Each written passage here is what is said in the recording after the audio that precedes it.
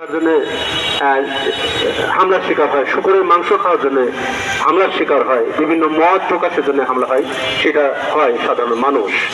এবং এরা করে, যারা হামলা করে তারাই মূলত সেখানে এক ধরনের তাদের ধর্মীয় উস্কানা দিয়ে জনগণের তার মৌলিক সমস্যা, তার সংকটকে নানানভাবে নানা দিকে এখানে সরিয়ে রাখার কাজটা করে। আমরাও দেখেছি বাংলাদেশে কিভাবে এখানে মাজার ভাঙা হয়েছে।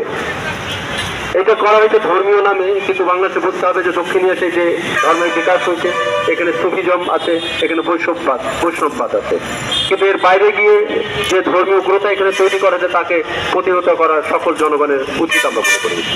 কারণ এই ধর্মীয় উগ্রতা দিয়ে সাধারণ মানুষের যে সংকট, সেই সংকটকে কোনো সমাধানের পথ তারা নেই, বরঞ্চ এই ধর্মীয় যারা এখানে এই চর্চা করে, ধর্মের রাজনীতি করে, তারা তো মূলত হচ্ছে জনগণের শত্রু এবং তারা হচ্ছে সাম্রাজ্যবাদের বন্ধু।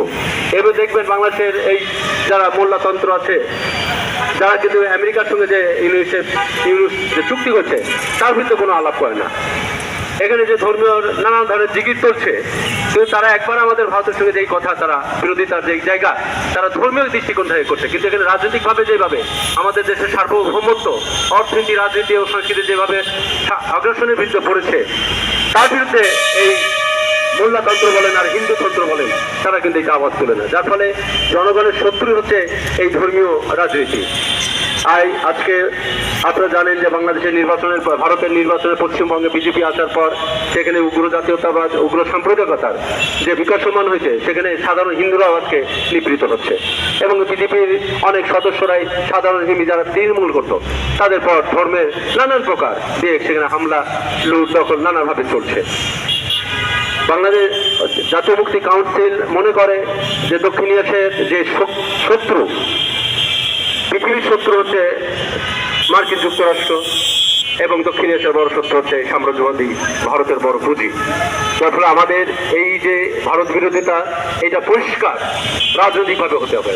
আমরা কোনো জাতি, কোনো ভাষা, কোনো বর্ণের বিরুদ্ধে নয়, আমরা হচ্ছে মূলতই আমরা এটা পরিষ্কার করে বলতে চাই যে আমরা বাংলাদেশের যে ভারতীয় ম্যাক্সিমাম যে ভারতের বিরোধিতার যে জায়গাটা আছে, সেটাকে খোলাসা এবং রাজনৈতিকভাবে এটা করতে হবে। এটা কোনো ধর্মীয় ব্যাপার দিয়ে করতে হবে না, এটা কোনো জাতি বর্ণ দিয়ে করা যাবে না, এটা পলিটিক্যালি আমাদের ভারত বিরোধিতা করতে হবে। একটা রাষ্ট্রের সঙ্গে যে সীমান্ত হচ্ছে, একটা ভারতের সঙ্গে আমাদের পরিষ্কার চুক্তি থাকতে হবে।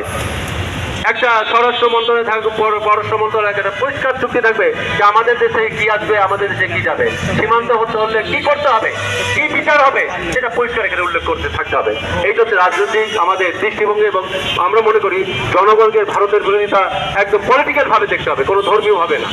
যাক, জাতীয় মুক্তি কাউন্সিল আয়োজিত আজকের এই সীমান্তে কর্তৃক আপনারা দেখেছেন ফেসবুকে একটা ছবি, যে নো ম্যানস ল্যান্ডে একটি পরিবার তার বাচ্চা ছেলে নিয়ে খালি গায়ে বসে আছে, সে এদিকেও যেতে পারছে না, সে ভারতেও ঢুকতে পারছে না, এবার বাংলাদেশেও সে ঢুকতে পারছে না। তো আমরা এটা চলতে দিতে পারি না, হয় তাকে জায়গা দিতে হবে।